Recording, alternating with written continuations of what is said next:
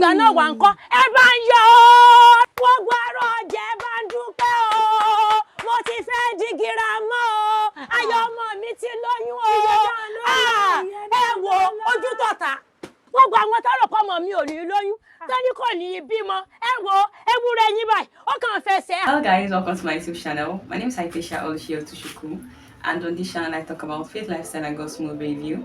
If you're new to this channel, thanks for stopping by, and if you're a returning subscriber, thanks for coming back. In this video, I'll be reviewing the movie titled Mother or Murderer. The movie was directed by Seun Adejumobi. I can find it on Richly Endowed Ministries YouTube channel. It tells the story of a single mother who had an only child, Damilola, and she was saddled with the responsibility of raising her son alone with the help of her mother, who was popularly known as Yagba. And so fortunately her mother was a Christian, but this woman wasn't a Christian. She was stubborn and she saw everybody as her enemy. And so because she felt like everybody was against her, whenever something good happened to her son or something good was about to happen to her son, she would go about spreading the news just to put it in the face of the people she thought were her enemies. So this woman continued with the attitude of sharing every detail about her son's success from his childhood up to when he was a grown man, got married and was about to have a child. So while all this was going on, her mother had tried speaking to her and telling her that, oh, you don't talk about these things like this. It's not everything that happens to you that you share, you shout and tell everybody. Not everybody has to know about these things. And she was like, no, they have to know. Àwọn tó gan mi nínú àbáyé náà ni o.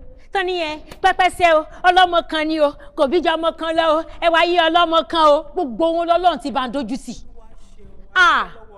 Kíni?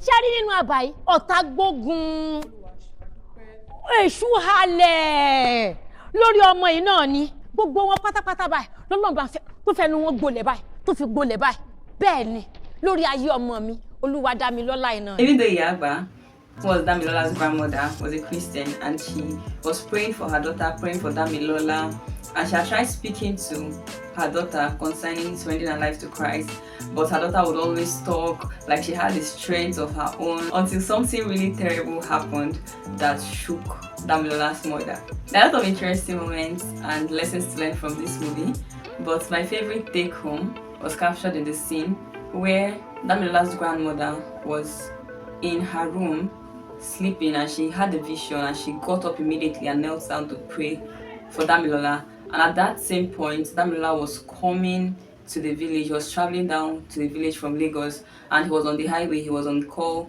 and he was supposed to have an accident. But because she was praying for him, he was saved from having that accident. What that thing brought out to me is the fact that when you feel the nudge to pray for someone or just pray, you don't wait for a more convenient time, you don't wait for a perfect moment, you don't wait to understand why you're feeling that way. Begin praying immediately. And that's that stood out for me in the movie was the relationship between Damilola's wife, Helen, and Chinelu, her friend. So Chinelu and Helen were friends before Chinelu surrendered her life to Christ.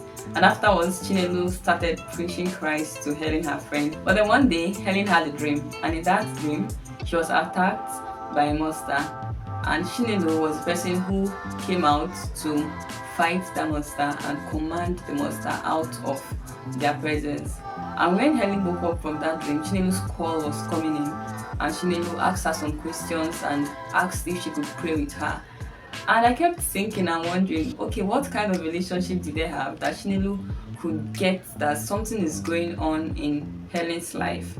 And while meditating on that part of the movie, I realized that Chinelu wasn't just a friend to Helen. She was also praying for her. She was interceding for her. So even though Helen had not surrendered her life to Christ, Chinelu was praying for her.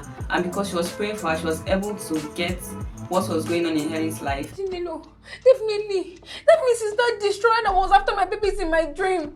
But the good news is seen in the book of John chapter 10 verse 10, which says, "The thief cometh not but to steal, kill, and to destroy. But I am come to give you life, and more abundantly." You know what, there? What? If you allow God now, I'm certain, I'm very sure that He will grant you victory. Chinelu, I believe because if not for you in that dream, I would have lost my babies, Chinelu. You Imagine after how much I neglected God, God did not neglect me. Also, I like how the movie portrays the place of wisdom in the upbringing of a child. We saw in the movie how Damilola's grandmother would constantly speak to Damilola's mother, advising her against broadcasting Damilola's success. But Damilola's mother was not paying attention.